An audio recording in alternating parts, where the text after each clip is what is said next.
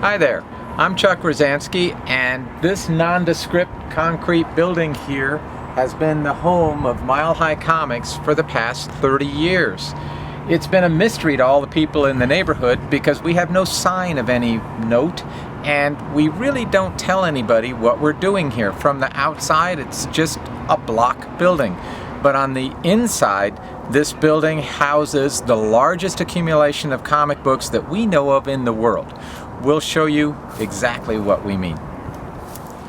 So here we are inside of the great Mile High Comics headquarters building. One of the reasons why we've never had much in the way of film or still photographs from inside of here is the fact that this is just a warehouse. And so as we go around filming here, you're going to be seeing lots and lots of clutter. But that's because it's not open to the public.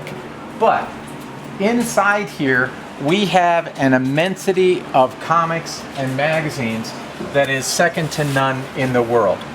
There are approximately 6 million comics here, either in our pulling files or in packs of 10 or on pallets. And we'll just take sort of a quick walk around and I'll give you a sense for what we have here.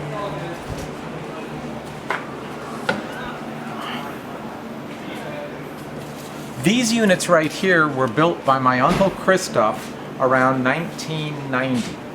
Each one of them holds approximately 200,000 comics, mostly in packs of 10 of the same issue. There's two different systems here. There's one that's alphanumeric by publisher, and then there's another one which is just strictly numeric. But there are 21 of these units, which if they were fully loaded would hold about 4.2 million comics. We have them right now at slightly over 3 million, just in the packs of 10. These are 10 foot high. I think they're 50 or 60 feet long, and they're double-sided. And as you can see, this is an amazing use of square footage. That's one of the keys to keeping the costs down when you're trying to store immense numbers of comics. And that's critical to us because we do the best that we can to try and keep our prices down. Using very thin aisles like this allows us to maximize the amount of comics that we have in a small area. This was the only building that we had from 1986 to about 1995. So it was critical that we be very, very judicious in our use of space. There's a couple of racks here right now that are totally empty. And then this is the output from 1 week of new 10 packs that need to have the end labels put on them. So these are waiting for the labels to be printed, and then they can be shelved. But until we get them labeled, they have to wait here to go on.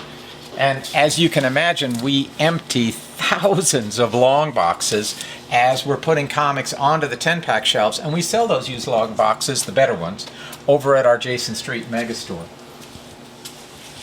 These files here are our pulling files, and these also have an alphanumeric by publisher component, and then they have a numeric component.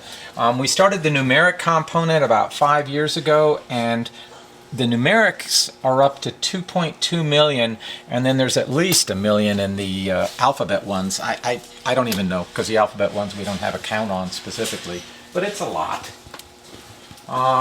The pulling rooms here go on and on. We just have a lot of comics. This one building, I know it has 6 million in it, but I don't like to exaggerate, so I don't want to say that it has 7 or 8, but I think it might.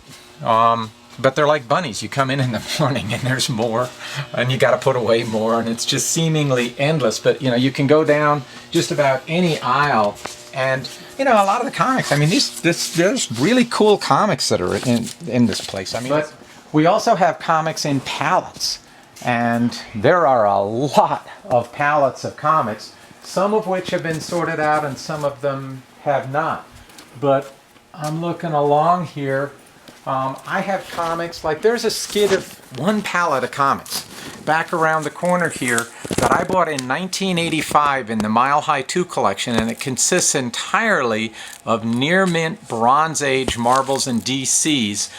Each individual 3-pack is probably worth, at this point, retail $100. So that one pallet is worth 200 grand at retail, and I just have it stashed away. One of these days I'll get to it. You know, it's got really good value, but the thing is that great comics are hard to find, so I'm not in any real hurry to try and get rid of them. I moved into here in 1985. It took us 40 tractor trailer loads to move all of our comics and magazines that we had back then, 30 years ago. And before we even moved in, I went to a warehouse closeout and I bought a tractor trailer load just of shelving. This pallet racking and then these slide and lock shelves. We have thousands of units of these, and so before we ever even started bringing any comics in here, we set up all this shelving. But I mean, there are just comics. We used to have them up to the ceiling, but the fire marshal had a fit. And we found out that we were declared the #1 fire hazard in Southwest Adams County because, well, we don't have sprinklers. But then again, water and comics don't mix. So I have resisted sprinklers, and so they made us lower our height down some. I got a lot of comics, and I want to get more. I mean, I've said in my previous videos that kind of my goal in a given year is to just get through the year, make sure we pay all our bills, and that's a hard thing to do, but I want to pay the bills and have more comics at the end of the year. And there is no end game. There's no way out. I don't really want a way out. This is all I ever want to do. I just want to keep accumulating more comics. And I love this place so much. I love the smell of it. I love the way it feels. I love the people that work here. It's just a great thing. So this is a peek at the great Mile High Comics warehouse in Denver, Colorado. This is Chuck Rozanski. Thanks. Talk to you later.